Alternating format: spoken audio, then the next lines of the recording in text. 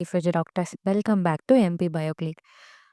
நம்ம இன்னைக்கு பார்க்க போகிற லெசன் என்ன அப்படின்னா ப்ரீத்திங் அண்ட் எக்ஸ்சேஞ்ச் ஆஃப் கேஸஸில் மெக்கானிசம் ஆஃப் ப்ரீத்திங் பார்க்க போகிறோம். சரியா? ரொம்ப சிம்பிளாக ஸ்டெப் பை ஸ்டெப் பார்ப்போம். அண்ட் நீட்டில் ரொம்ப இம்பார்ட்டன்ட் ஒரு டாபிக் என்ன இதில் இருக்குது அப்படின்னா, லைக் நம்மளோட ரெசிடுவல் வேல்யூம்லேருந்து நிறைய ரெஸ்பிரேட்டரி வேல்யூம்லேருந்து நிறைய கொஷின்ஸ் வந்து நம்மளுக்கு கேட்டிருக்காங்க. லைக் நீ பார்த்தாலே தெரியும். நான் உங்களுக்கு வெயிட் பண்ணுங்க பாருங்களேன். நீட் 2024 ரீஎக்ஸாமினேஷன்லையும் கேட்டிருக்காங்க, மெயின் எக்ஸாம்லையும் கேட்டிருக்காங்க, அண்ட் 2018 கேட்டிருக்காங்க, 17 கேட்டிருக்காங்க, 19, 23, 22 ஃபேஸ் 2 கேட்டிருக்காங்க. ஸோ அந்த மாதிரி நிறைய பிவைக்யூஸ் இதுலேருந்து கேட்டிருக்காங்க. நம்மளுக்கு லாஸ்ட் இயர் இதுலேருந்து கேட்கல, மேபி இந்த இயர் கேட்குறதுக்கு சான்சஸ் இருக்குது. சரியா? ஸோ அதனால் இது நம்ம ரொம்ப ஈஸியாக பார்க்கலாம். ஒவ்வொரு வேல்யூமும் எப்படி வந்து மெமரைஸ் பண்ணுறது அப்படின்றது எல்லாமே பார்க்கலாம். வீடியோ எண்ட் வரைக்கும் பாருங்கள். அண்ட் நான் வந்து நேற்று இது லெக்சர் 1 போட்டிருந்தேன்ல, ஸோ அதுலேயுமே நிறைய பேர் பார்த்து நல்லா இருக்குன்னு சொல்லியிருந்தீங்க. அதுக்கப்புறம் நிறைய கொஷின் கூட கேட்டிருந்தீங்க. எனக்கு அது பார்க்கும்போது சரி ஓகே எல்லாரும் படிக்கிறாங்க அப்படின்ற மாதிரி இருந்தது. அதில் வந்து ஒரு பொண்ணு வந்து கொஷின் கேட்டிருந்தா, அது எப்படி அப்படின்னா பக்கெல் கேவிட்டினே இல்லை, அப்புறம் எப்படி நான் வந்து எனக்கு அந்த ஸ்டேட்மெண்ட் எப்படி நான் வந்து ஆன்சர் பண்ணுறது அப்படின்னு சொல்லியிருந்தாங்க. சரியா? அதுதான் அந்த ட்விஸ்ட். நார்மலாக இப்போது ஃப்ராக் எடுத்துக்க வேண்டாம். நம்ம ஹியூமன்ஸ் எடுத்துக்கோ. சரியா? இப்போ ஹியூமன்ஸும் நம்ம எது மூலியமா தான் நம்ம வந்து ரெஸ்பயர் பண்ணுறோம்? ஆர்கன் என்ன? லங்ஸ் தான். ஓகேவா? எப்படி வந்து நம்மளோட ஏர் போகுது? நேத்தே நான் சொன்ன மாரி எக்ஸ்டர்னல் நாஸ்ட்ரல்ஸ் இருந்து நாசல் கேவிட்டி, பேரிங்ஸ், லேரிங்ஸ் அப்படி தான் நம்மளுக்கு போகுது. சரியா? இது வந்து ஒரு நார்மல் திங்டா. பக்கல் கேவிட்டினா பெருசாலாம் எதுவும் இல்ல. அது மவுத் கேவிட்டிய தான் அவங்க பக்கல் கேவிட்டி அப்படின்னு சொல்றாங்க. சரியா? நீ ரொம்ப அத வந்து போட்டு யோசிக்க வேண்டாம். பக்கல் கேவிட்டி அப்படின்றது மவுத் கேவிட்டி. ஸோ ஏர் எந்த வழியா போகும்? மவுத் வழியா அவங்களுக்கு போகுது. அவ்வளோதான்.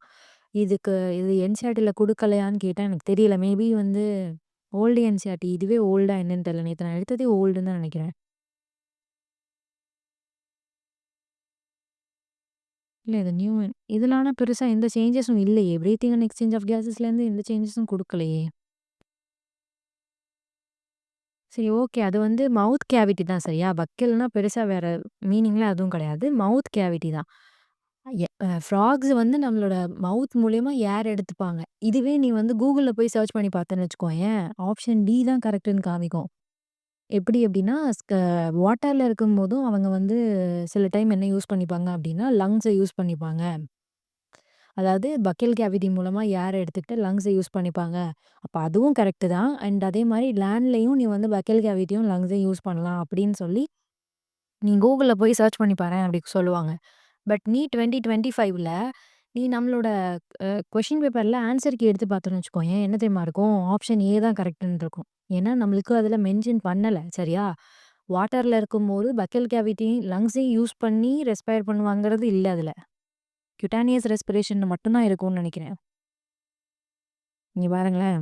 Amphibians like frogs can respire through their moist skin, cutaneous respiration also அப்படின்னு தான் கொடுத்துருக்கே தவிர, வாட்டர்ல இருக்கும்போது அவங்களோட மாய்ஸ்ட் ஸ்கின்ன மட்டும் தான் யூஸ் பண்ணுவாங்கன்னு இந்த என்சிஇஆர்டில மென்ஷன் பண்ணியிருக்கு. நீ என்சிஇஆர்டில என்ன இருக்கோ அதுதான் நம்ம பண்ண போறோம். கரெக்ட்டா? ஸோ அப்படி பார்க்கும்போது அதுக்கு ஆப்ஷன் ஏ தான் வரும். அந்த பக்கல் கேவிட்டி அப்படின்றது குடுக்கல தான். கரெக்ட் தான். மென்ஷன் பண்ணல. அப்படி இப்படியே ஆன்சர் பண்றதுன்னு எல்லாருக்கும் ஒரு கொஸ்டின் வரும். பட் பக்கல் கேவிட்டி அப்படின்றது ஒரு மவுத் கேவிட்டி தான். அந்த இடத்துல தான் நீ யோசிக்கணும். லைக் அங்கே தான் உன்னோட பிரெயின நீ யூஸ் பண்ணணும். இது எப்படி 2மே கரெக்ட் ஆகும்? நம்ம என்சிஇஆர்டி லைன் இதுக்கு தான் என்சிஇஆர்டி லைன வந்து ஞாபகம் வச்சுக்கணும் அப்படின்னு சொல்றது. சரியா? ஸோ அதில வந்து குடுத்துருக்காங்க. ஆம்பிபியன்ஸ் வந்து ஒன்லி குட்டானியஸ் ரெஸ்பிரேஷன் மாய்ஸ்ட் ஸ்கின் மூலியமா வாட்டர்ல இருக்கும்போது குட்டானியஸ் ரெஸ்பிரேஷன் தான் பண்ணுவாங்கன்னு அதில குடுத்துருக்கு. அந்த இடத்துல லங்ஸும் யூஸ் பண்ணல, பக்கல் கேவிட்டியும் யூஸ் பண்ணல. கரெக்ட்டா? அப்போ அப்படின்றப்போ அதுதான் சொல்றேன். அந்த இடத்துல நீ வந்து லைக் திங்க் பண்ணி பார்க்கணும். இது வருமா? அப்படின்றத நீ யோசிச்சு பார்க்கணும். அவ்வளோதான். மத்தபடி நீ கேட்குற மாரி இதில குடுக்கல எப்படி ஆன்சர் பண்றதுன்னா, அதுக்கு எனக்கு என்ன சொல்றதுன்னு எனக்கு தெரியல.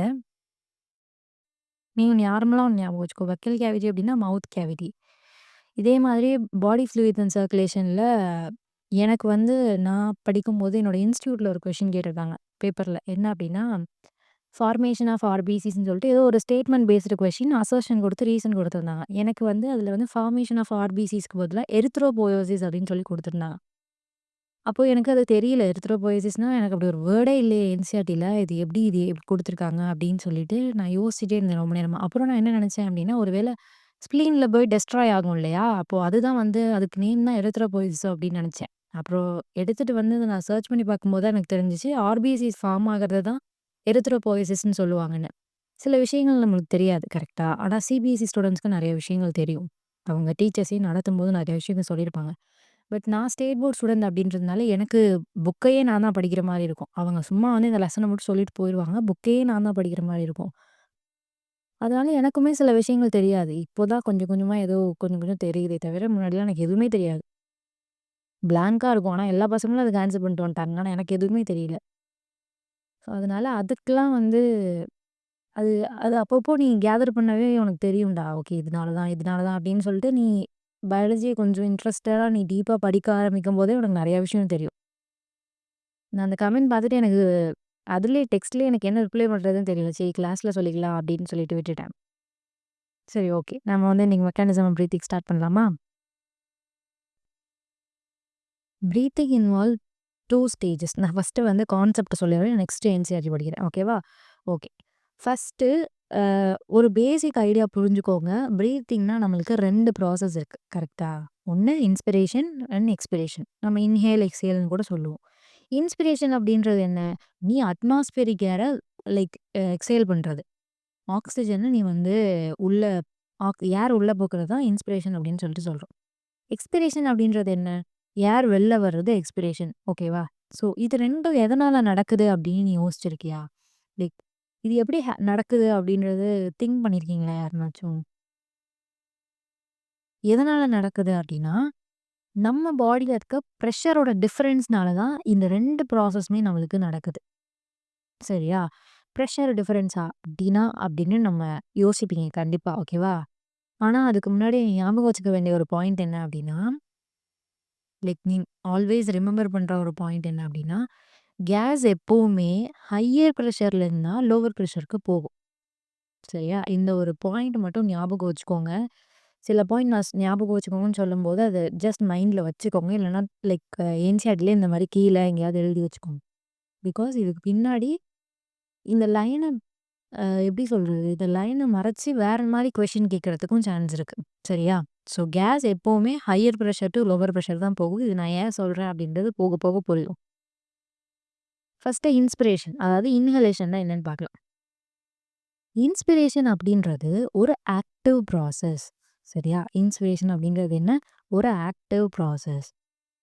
ஸோ இந்த ஆக்டிவ் ப்ராசஸ்னா, கண்டிப்பா நம்ம என்ன யூஸ் பண்ணுவோம்? எனர்ஜி யூஸ் பண்ணும். கண்டிப்பா ஆக்டிவ் ப்ராசஸ்ன்னு ஒரு ப்ராசஸ் இருக்கு. எங்கனாலும் சரி, இங்க இந்த லெசன்ல இல்ல. எந்த லெசன்லனாலும் ஆக்டிவ் ப்ராசஸ்ன்னு குடுத்துருந்தாங்கன்னா, கண்டிப்பா அந்த இடத்துல எனர்ஜி யூஸ் பண்ணுவோம். விச் மீன்ஸ் ஏடிபி யூஸ் பண்ணுவோம். சரியா? அப்போ இன்ஸ்பிரேஷன் அப்படின்றது ஒரு ஆக்டிவ் ப்ராசஸ். அங்க நீ ஏடிபி யூஸ் ஆகும். ஓகேவா?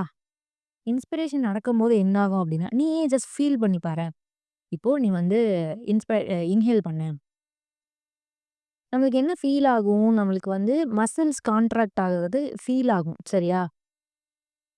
நீ நல்லா பண்ணி பார்த்த அப்படின்னா, உனக்கு அது ஃபீல் ஆகும். மசில்ஸ் வந்து கான்ட்ராக்ட் ஆகும். அப்போ இன்ஸ்பிரேஷன் நடக்கும்போது மசில்ஸ் நம்மளுக்கு கான்ட்ராக்ட் ஆகும். அந்த இடத்துல நம்ம எனர்ஜி யூஸ் பண்றோம். இந்த மசில்ஸ் கான்ட்ராக்ட் ஆகும் அப்படின்னு சொல்றேன் இல்லையா? என்னென்ன மசில்ஸ் அப்படின்னா, ஃபர்ஸ்ட்டு நம்மளுக்கு டயஃப்ரகம் இந்த மசில் தான் நம்மளுக்கு ஃபர்ஸ்ட்டு வந்து நம்மளுக்கு லைக் கான்ட்ராக்ட் ஆகும். இப்போ இங்க பார்த்த அப்படின்னா, நார்மலா டயஃப்ரகம் நம்மளுக்கு என்ன ஷேப்ல இருக்கும்? டோம் ஷேப்டுல இருக்கும். கரெக்ட்டா? போன கிளாஸ் பார்த்துருந்தீங்கன்னா தெரிஞ்சிருக்கும். ஸோ, டயஃப்ரகம் அப்படின்றது டோம் ஷேப்ல இருக்கும். இப்ப இத பார்த்தியா? டயஃப்ரகம் நம்மளுக்கு என்ன ஆயிருக்கு அப்படின்னா, கான்ட்ராக்ட் ஆகிருக்கு. விச் மீன்ஸ் ஒரு ஃப்ளாட் ஷேப்ல வந்துரும். சரியா? எப்போ? உன்னோட நார்மலா டயஃப்ரகம் டோம் ஷேப்ல இருக்கும். நீ வந்து இன்ஹேல் பண்ணும்போது உன்னோட மசில்ஸ் கான்ட்ராக்ட் ஆகும். அப்படி ஆகும்போது நம்மளோட ஃபர்ஸ்ட் மசிலான டயஃப்ரகம் என்ன பண்ணும் அப்படின்னா, கான்ட்ராக்ட் ஆகி ஒரு ஃப்ளாட் ஆயிடும். நார்மலா இருக்க டோம் ஷேப்ப மாத்தி ஃப்ளாட் ஆயிடும். நெக்ஸ்ட் என்ன மசில்ஸ் அப்படின்னா, external intercostal muscles. External intercostal மசில்ஸ்னா வேற எதுவும் இல்ல. இதுதான். இதுல இவங்க தான் எக்ஸ்டர்னல் இன்டர்கோஸ்டல் மசில்ஸ். யாரு? இவங்க. சரியா? ஸோ இவங்க தான் என்ன அப்படின்னா, எக்ஸ்டர்னல் இன்டர்கோஸ்டல் மசில்ஸ். ஸோ இந்த எக்ஸ்டர்னல் இன்டர்கோஸ்டல் மசில்ஸ் என்ன ஆவாங்க அப்படின்னா, இது வந்து ரிப்ஸுக்கு நடுவுல தானே இருக்காங்க. ரிப்ஸுக்கு நடுவுல இருக்க ஒரு மசில்ஸ் தான் எக்ஸ்டர்னல் இன்டர்கோஸ்டல் மசில்ஸ். நான் அத ஆல்ரெடி சொல்லிட்டேன். ஸோ இது கான்ட்ராக்ட் ஆனா, நம்மளோட ரிப்ஸும் ஸ்டெர்னமும் என்ன ஆகும் அப்படின்னா, அப்வர்ட் மூவ் மூவ் ஆகும். இவங்க என்ன மூவ் ஆகும் இந்த ரிப்ஸும் இந்த ஸ்டெர்னமும் என்ன ஆகும் அப்படின்னா, அப்படி அப்வர்ட்ல மூவ் ஆகும். சரியா? அப்வர்ட்லயும் அவுட்வர்ட்லயும் மூவ் ஆவாங்க. எப்போ? இன்ஸ்பிரேஷன் அப்போ. இப்போ என்ன நடக்கும் அப்படின்னா, நம்மளோட தொராசிக் கேவிட்டியோட வேல்யூம், அதாவது லங்ஸ்ல நம்மளோட செஸ்ட்ல இருக்க அந்த டோட்டல் வேல்யூம தான் நம்ம தொராசிக் கேவிட்டி வேல்யூம் அப்படின்னு சொல்லுவோம். ஸோ நம்மளோட தொராசிக் கேவிட்டி வேல்யூமும் நம்மளுக்கு இன்க்ரீஸ் ஆகும். அது இன்க்ரீஸ் ஆனுச்சு அப்படின்னா, நம்மளோட இன்ட்ரா பல்மோனரி வேல்யூம் அப்படின்றத நம்ம ஆல்வியோலை சொல்லியிருந்தோம்ல, ஒரு வாஸ்குலரைஸ்டு பேக் ஸ்ட்ரக்சர்ல இருக்கும் ஆல்வியோலை. அந்த ஆல்வியோலையில தான் நம்மளுக்கு கேஸ் எக்ஸ்சேஞ்ச் ஆகும். டிஷ்யூஸ்லேருந்து பிளட்டுக்கும், பிளட்லேருந்து டிஷ்யூஸ்க்கும்னு சொல்லிட்டு நான் எக்ஸ்சேஞ்ச் ஆகும்னு சொல்லியிருந்தேன்ல. ஸோ ஒரு ஆல்வியோலில எவ்வளோ வேல்யூம் டோட்டல் வேல்யூம் இருக்கும்ல, அந்த வேல்யூம தான் இன்ட்ரா பல்மோனரி வேல்யூம் அப்படின்னு சொல்லுவோம். அப்போ தொராசிக் கேவிட்டி வேல்யூம் இன்க்ரீஸ் ஆகும்போது, இன்ட்ரா பல்மோனரி வேல்யூமும் உனக்கு இன்க்ரீஸ் ஆகும். அது இன்க்ரீஸ் ஆனுச்சு அப்படின்னா, அதுக்குள்ள இருக்க அந்த பிரஷர், இன்ட்ரா பல்மோனரி பிரஷர், அதுவுமே ஆல்வியோலிக்குள்ள இருக்கிற பிரஷர் தான். அது உனக்கு என்ன ஆகும் அப்படின்னா, டிக்ரீஸ் ஆகும். இத நான் ஆல்ரெடி இங்க எழுதியிருக்கேன்னு நினைக்கிறேன். ஒரு நிமிஷம். இப்படி எழுதியிருக்கேனா? ஓகே. ம். அதாவது தொராசிக் கேவிட்டி சேம்பர்ல இருக்க அந்த வேல்யூம் உனக்கு இன்க்ரீஸ் ஆனுச்சுன்னா, உன்னோட இன்ட்ரா பல்மோனரி இந்த இடத்துல ஆட் பண்ணிக்கோங்க. உன்னோட இன்ட்ரா பல்மோனரி வேல்யூம் இன்க்ரீஸ் ஆகும். இது இன்க்ரீஸ் ஆனுச்சு அப்படின்னா, உன்னோட இன்ட்ரா பல்மோனரி பிரஷர் என்ன ஆகும் அப்படின்னா, டிக்ரீஸ் ஆகும். சரியா? ஸோ, இப்ப அட்மாஸ்பரிக் பிரஷர் லங்ஸ விட அதிகமா இருக்கும். இப்போ லங்ஸ்ல இருக்க பிரஷர விட, நீ ஆல்ரெடி அட்மாஸ்பியர்ல தானே ஆக்ஸிஜன் எடுக்கிற. அப்போ லங்ஸ்ல இருக்க பிரஷர விட அட்மாஸ்பியரிக் பிரஷர் நம்மளுக்கு எப்படி இருக்கும் அப்படின்னா அதிகமா இருக்கும். ஸோ நேச்சுரலி ஏர் வந்து நம்மளுக்கு லங்ஸ்குள்ள வருது. ஓகேவா? அ இதுக்கு ஒரு சிம்பிள் எக்ஸாம்பிள் சொல்லணும்னா, ம் லைக் இன்ஜெக்ஷன் பண்ணும்போது அந்த சிரஞ்ச் பார்த்துருக்கீங்கல்ல? அந்த சிரஞ்சில அந்த சிரஞ்சுக்கு பின்னாடி ஒரு பிஸ்டான் இருக்குல்ல. ஸோ அந்த பிஸ்டன புல் பண்ண ஐ மீன் இழுக்குறாங்கன்னு வச்சுக்கோயேன். எப்படி ஏர் உள்ள போகுதோ, அதே லாஜிக் தான் நம்மளோட லங்ஸ்லயும் நடக்குது. அந்த சிரஞ்ச இழுக்கும்போது எப்படி ஏர் ஏர் வந்து உள்ள போகுதோ, அதே மாரி தான் நம்ம பாடியில நடக்கிற இந்த இன்ஸ்பிரேஷன். ஓகேவா? இத கொஞ்சம் ரிலேட் பண்ணிக்கோங்க. ஸோ இதுதான் இப்போ இன்ஸ்பிரேஷன். ஓகேவா? நான் மறுபடியும் வந்து நான் லைக் ரீகால் பண்றேன். இன்ஸ்பிரேஷன் அப்படின்றது ஒரு ஆக்டிவ் ப்ராசஸ். ஆக்டிவ் ப்ராசஸ்னாலே அந்த இடத்துல நம்மளுக்கு ஏடிபி யூஸ் ஆகும். சரியா? ஏடிபி யூஸ் ஆகுது. நம்மளுக்கு மசில்ஸ் என்ன ஆகும் அப்படின்னா கான்ட்ராக்ட் ஆகும். அதில ஃபர்ஸ்ட்டு கான்ட்ராக்ட் ஆகுற மசில் யாரு? நம்மளோட டயஃப்ரகம். டயஃப்ரகம் நார்மலி டோம் ஷேப்ல இருப்பாங்க. பட் இன்ஸ்பிரேஷன் நடக்கும்போது அவங்க ஒரு ஃபிளாட் ஷேப்ல மாறிடுவாங்க. விச் மீன்ஸ் கான்ட்ராக்ட் ஆகுறாங்க. ஓகேவா? நெக்ஸ்ட் மசில் யாரு அப்படின்னா நம்மளோட எக்ஸ்டர்னல் இன்டர்கோஸ்டல் மசில்ஸ். அப்படின்னா ரிப்ஸுக்கும் ரிப்ஸுக்கு நடுவுல இருக்கிறது தான் இந்த எக்ஸ்டர்னல் இன்டர்கோஸ்டல் மசில். இவங்க என்ன ஆவாங்க அப்படின்னா, ஸோ இது கான்ட்ராக்ட் ஆனா, நம்மளோட ரிப்ஸும் எக்ஸ்டர்னல் இன்டர்கோஸ்டல் மசில்ஸ் நம்மளுக்கு வந்து கான்ட்ராக்ட் ஆகுது. அப்போ நம்மளுக்கு இந்த ரிப்ஸும், ஸ்டெர்னமும் அப்வர்டாவும், அவுட்வர்டாவும் மூவ் ஆவாங்க. ஓகேவா? இப்ப என்ன நடக்கும் அப்படின்னா, நம்மளோட தொராசிக் கேவிட்டி வேல்யூம் அப்படின்றது லங்ஸ்ல இருக்க டோட்டல் வேல்யூம தான் நம்ம தொராசிக் கேவிட்டி வேல்யூம் அப்படின்னு சொல்லுவோம். அவங்க நம்மளுக்கு இன்க்ரீஸ் ஆவாங்க. அவங்க இன்க்ரீஸ் ஆனா, ஆல்வியோலைக்குள்ள இருக்கிற அந்த டோட்டல் வேல்யூம் அத நம்ம என்னன்னு சொல்லுவோம் அப்படின்னா, இன்ட்ரா பல்மோனரி வேல்யூம்னு சொல்லுவோம். அவங்க இன்க்ரீஸ் ஆவாங்க. அப்போ ஆல்வியோலைல இருக்கிற அந்த பிரஷர் நம்மளுக்கு டிக்ரீஸ் ஆவாங்க. அதுதான் இன்ட்ரா பல்மோனரி பிரஷர். ஓகேவா? ஸோ இது புரிஞ்சதுல்ல? அப்போ நம்மளோட லங்ஸ்ல இருக்க நார்மல் பிரஷர விட, நீ வெளியில இருந்து அட்மாஸ்பரிக் பிரஷர் எடுக்கும்போது யார் அதிகமா தான் இருப்பா? கண்டிப்பா யார் அதிகமா இருப்பா? அட்மாஸ்பரிக் பிரஷர் தான் அதிகமா இருக்கும். ஸோ நேச்சுரலி ஏர் வந்து லங்ஸ்குள்ள வரும். ஓகேவா? ஸோ இதுதான் இன்ஸ்பிரேஷன். இதுதான் இந்த என்சிஇஆர்டில இருக்கிறது. இதுக்கப்புறம் நான் என்சிஇஆர்டிய படிக்கும்போது இன்னுமே உங்களுக்கு கிளியரா புரியும். நெக்ஸ்ட் நான் எக்ஸ்பிரேஷனையும் சொல்லி முடிச்சுட்டு, இந்த என்சிஇஆர்டி நம்ம படிக்கலாம். சரியா? ஓகே. இப்போ எக்ஸ்பிரேஷன். ஸோ இது ரொம்ப இம்பார்ட்டன்ட். எக்ஸ்பிரேஷன் அப்படின்றது இதுக்கு அப்படியே ஆப்போசிட். இன்ஸ்பிரேஷனுக்கு அப்படியே ஆப்போசிட் தான் நம்மளோட எக்ஸ்பிரேஷன். இன்ஸ்பிரேஷன் அப்படின்றது ஒரு ஆக்டிவ் ப்ராசஸ் கரெக்ட்டா? அப்ப எக்ஸ்பிரேஷன் அப்படின்றது என்னவா இருக்கணும்? ஒரு பாசிவ் ப்ராசஸ். ஓகேவா?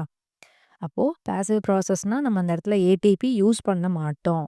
சரியா? இந்த இடத்துல எழுதிக்கோங்க. ஸ்டார்ட்டிங்ல எழுதிக்கோங்க. அப்பதான் புரியும்.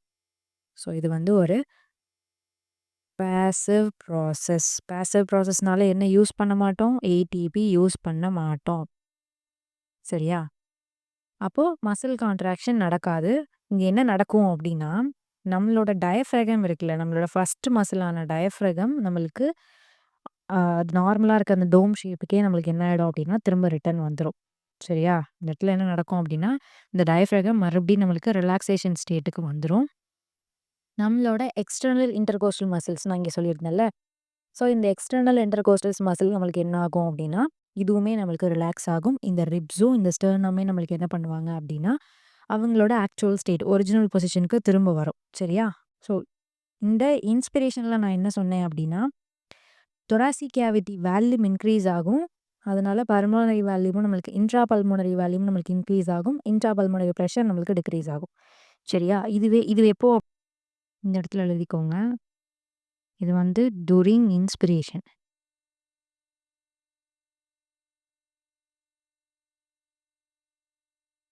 இதுவே எக்ஸ்பிரேஷன் அப்போ என்ன ஆகும் அப்டின்னா,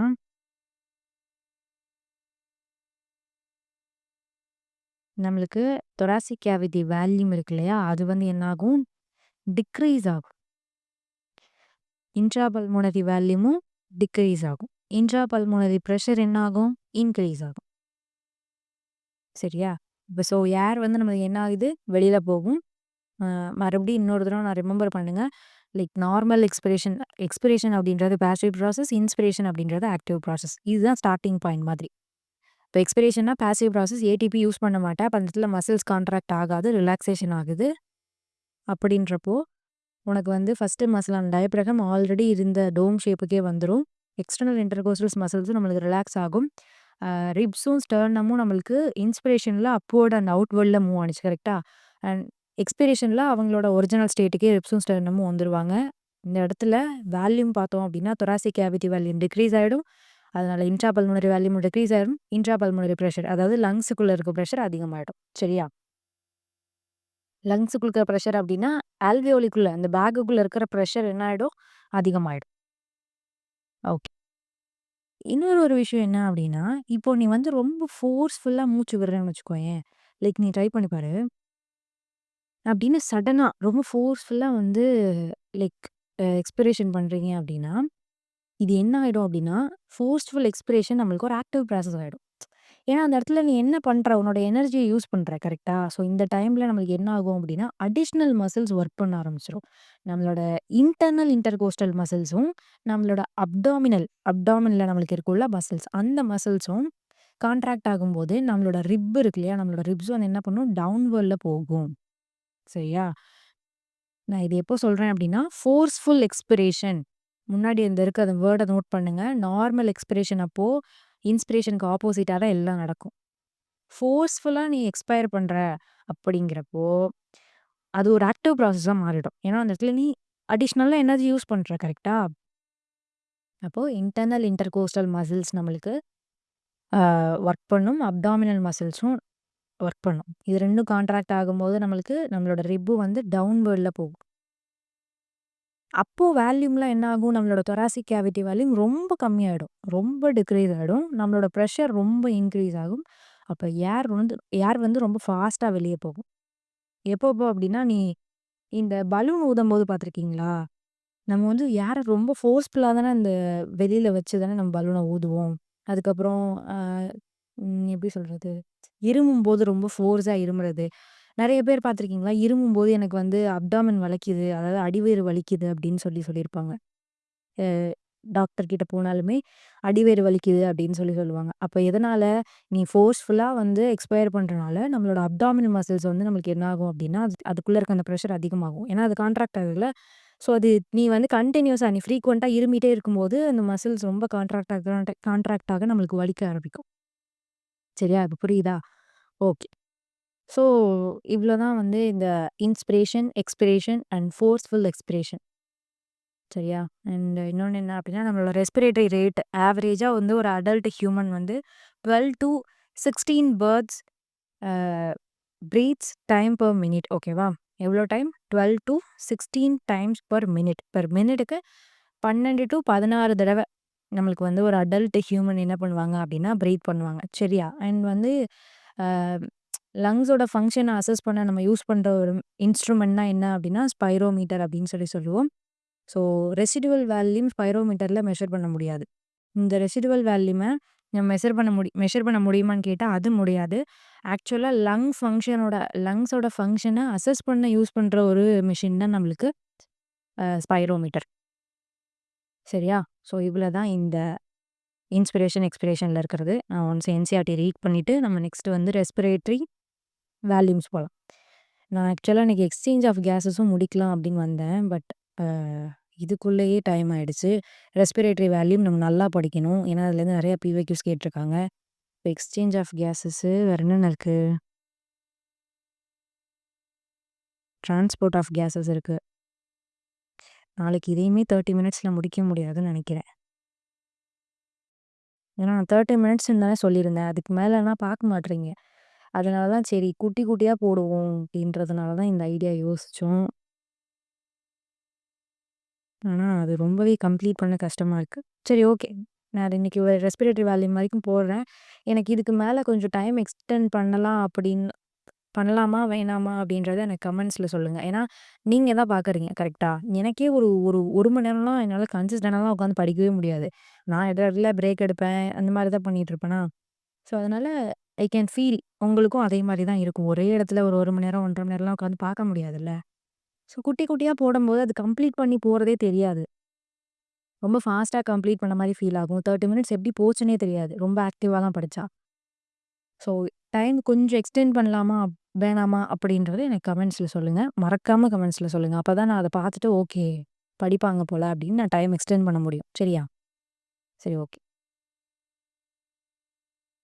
breathing involves 2 stages. Inspiration during which atmospheric air is drawn in அப்படின்னா ஏர் உள்ளே போகிறது.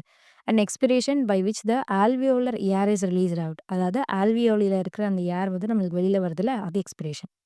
The movement of air into and out of the lungs is carried out by a creating pressure gradient between the lungs. நான் already சொன்ன மாதிரி இது எதனால் நடக்குதுன்னு நான் கேட்டேன்ல, ப்ரெஷர் டிஃப்ரென்ஸ்னால தானே நடக்குது. ஸோ அதுதான் இங்கே சொல்லியிருக்காங்க.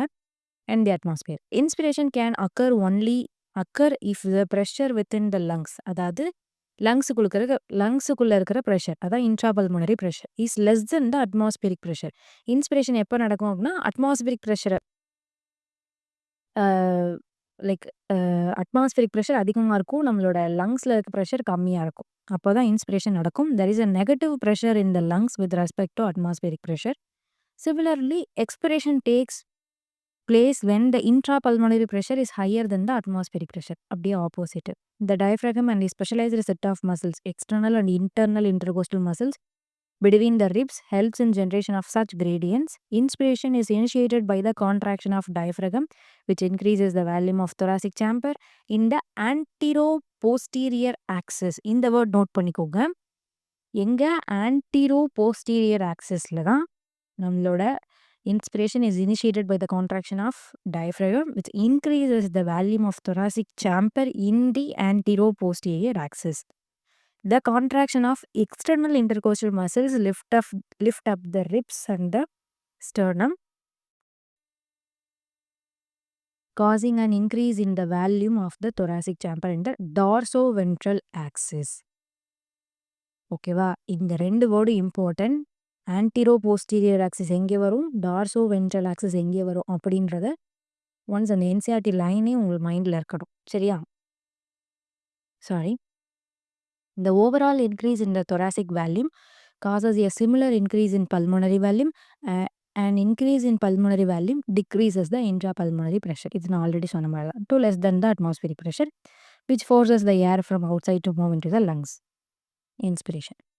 Relaxation of this diaphragm and the intercostal muscles return the diaphragm and sternum return to a normal position and reduce the thoracic volume and thereby pulmonary volume. This leads to an increase in the intrapulmonary pressure to slightly above the atmospheric pressure, causing the expulsion of air from the lungs. இதுதான் நம்ம என்னன்னு சொல்கிறோம் அப்படின்னா expression அப்படின்னு சொல்கிறோம். சரியா? So we have the ability to increase the strength of inspiration and expiration with the help of additional muscles in the abdomen on an average. நான் அந்த சொன்னேன் இல்லையா, நம்மளால முடியும். We have the ability to increase the expiration or inspiration சொல்லிட்டு, அதனால தான் இந்த ஃபோர்ஸ்ஃபுல் எக்ஸ்பிரேஷன் பண்ணால் நம்மளுக்கு என்ன ஆகும் அப்படின்றத நான் சொல்லியிருந்தேன். Okay. A healthy human breathes 12 to 16 times per minute. The volume of air involved in breathing movements can be estimated by using a spirometer, which helps in clinical assessment of pulmonary functions. Pulmonary அப்படின்னா lungs functions. ஓகேவா? Okay. இதுலேருந்து PYQs எங்கே வந்திருக்கு அப்படின்னா, இந்த இன்ஸ்பிரேஷனில் வந்திருக்கு. இன்ஸ்பிரேஷனில் NEET 2020ல நம்மளுக்கு கேட்டிருக்காங்க. இன்ஸ்பிரேஷன் வச்சு ஒரு கொஸ்டின் கேட்டிருக்காங்க. சரியா? ஓகே. இப்போ ரெஸ்பிரேட்டரி வேல்யூம் போலாமா? ஸோ மோஸ்ட் இம்பார்ட்டன்ட் ஒரு டாபிக் அப்படின்னா நம்மளோட respiratory volume and capacities. First நம்ம இதில் பல்மோனரி வால்யூம்ஸ்லாம் பார்த்துடலாம். அதாவது லங்ஸோட வால்யூம்ஸ்லாம் பார்த்துட்டு நெக்ஸ்ட்டு நம்ம அவங்களோட கெப்பாசிட்டிஸ் பார்க்கலாம். சரியா? இப்போது பல்மோனரி வால்யூம்ஸ். ஃபஸ்ட்டு டைடல் வேல்யூம், அதாவது டிவி அப்படின்னு சொல்லி சொல்கிறோம். நார்மல் ப்ரீத்திங்கில் உள்ளே போகிற இல்லை வெளில வர்ற ஏர். இப்போ நார்மலாக நம்ம ப்ரீத் பண்ணுறோம்ல, இப்போ நான் அப்படி ப்ரீத் பண்ணுறேன், இன்ஹேல் பண்ணுறேன், எக்ஸேல் பண்ணுறேன்னா அதில் இருக்கிற நார்மல் ப்ரீத்திங்கில் உள்ளே போகிற ஏரை தான் நம்ம டைடல் வேல்யூம் அப்படின்னு சொல்லி சொல்கிறோம். எவ்வளோ? 500 ml. அப்ராக்சிமேட்டாக 500 ml. A healthy man can inspire or expire approximately 6000 to 8000 ml of air per minute. சரியா? ஒரு ஹெல்தி மேனால் லைக் எவ்வளோக்கு வந்து இன்ஸ்பயர் ஆர் எக்ஸ்பயர் பண்ண முடியும் அப்படின்னா approximately 6000 to 8000 ml of air per minute. இந்த இடத்துல வந்து ஒரு ட்விஸ்ட் பண்ணுவாங்க. இந்த இடத்துல இந்த மினிட்டை தூக்கிட்டு செகண்ட்ஸ்ன்னு போடுவாங்க. சரியா? அப்படி பண்ணும்போது அந்த ஸ்டேட்மெண்ட் 6000 to 8000 கொடுத்துருந்தாங்கன்னா அது தப்பு. பெர் மினிட்னு கொடுக்கும்போது தான் 6000 to 8000. இது ஒரு இது இதில் கேட்பாங்க. அப்போ டைடல் வேல்யூம்ன்றது என்ன? Volume of air inspired or expired during a normal expiration. During a normal expiration, it is approximately 500 ml. ஒரு ஹெல்தி மேன்னால inspire or expire approximately 6000 to 8000 ml of air per மினிட்டுக்கு. ஓகேவா? பெர் மினிட்டுக்கு. ஓகே. நெக்ஸ்ட்டு நம்மளோட inspiratory reserve வேல்யூம்.